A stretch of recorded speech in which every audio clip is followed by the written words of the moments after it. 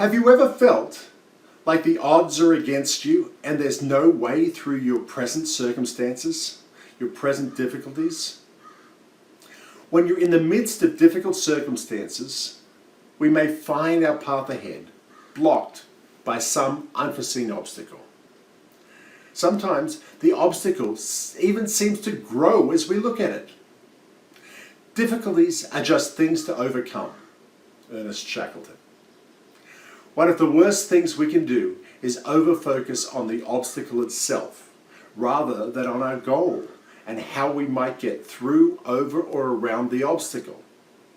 Or we may even need to reevaluate and temporarily reset our goal to become one of dealing with, growing through, and getting beyond our current circumstances before returning to the pursuit of our former goal, if it's still relevant at that time. One of the worst things we can do is over-focus on the obstacle itself rather than on our goal and how we might get through, over, or around the obstacle. Or we may even need to reevaluate and temporarily reset our goal to become one of dealing with, growing through, and getting beyond our current circumstances before returning to the pursuit of our former goal, if it is still relevant at that time. Ernest Shackleton was an Antarctic explorer who led the British Imperial Transarctic expedition, which left England in 1914. He'd planned to cross Antarctica via the South Pole. His ship, the Endurance, encountered ice further north than expected, and it was eventually completely trapped in the ice. The expedition was stuck, and they couldn't go forward or back. The circumstances were grave. The ship could not be dug free from the ice. Shackleton and his crew hunted penguins for food and waited, hoping that the ship would be released from the ice when it thawed in the spring. After 10 months, the ship had to be abandoned and was crushed by the ice. The team attempted to cross 250 miles of ice towards their cache of stores on Paulet Island.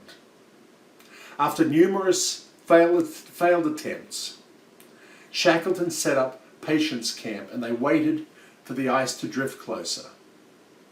Even at 60 miles, the ice was still impassable.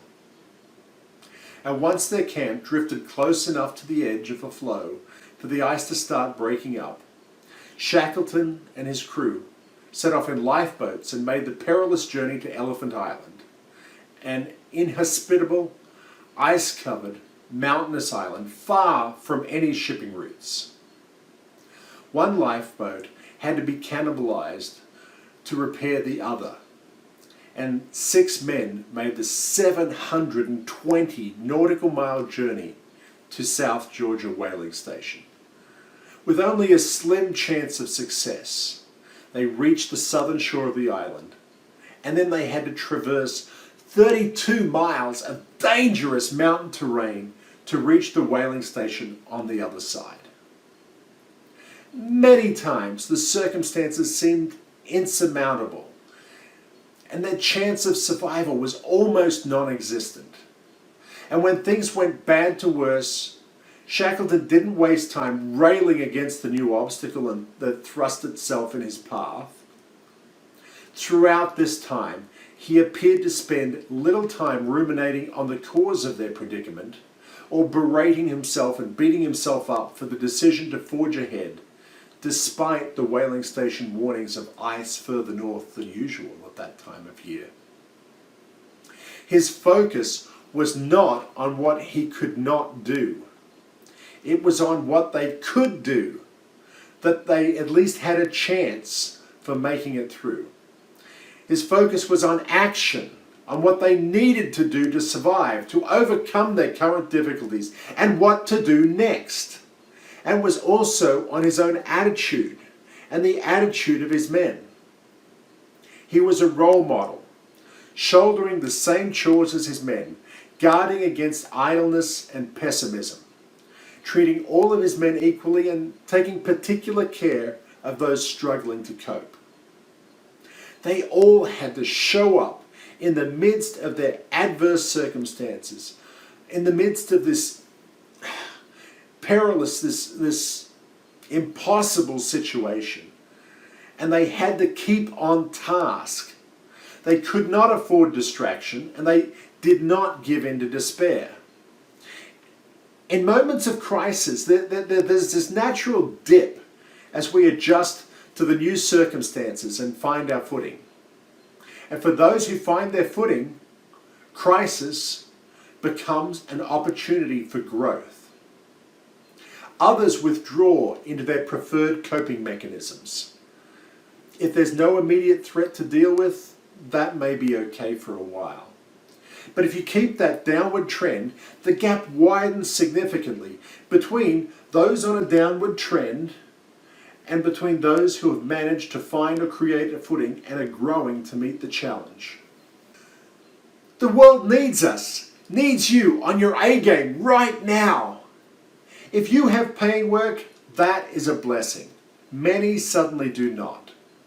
One thing that has become clear over the last few months is that things can change quickly and nothing should be taken for granted.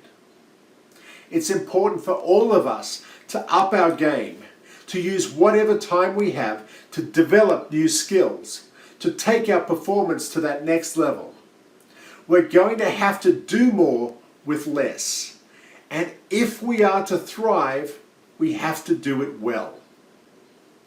Expect change.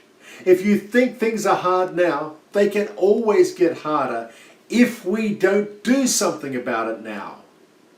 Let's be conscious of how we show up through the crisis this week and how we handle next week's crisis, whatever that happens to be.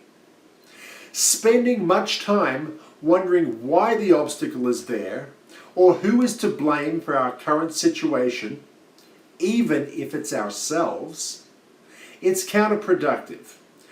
Delay saps motivation and can promote pessimism.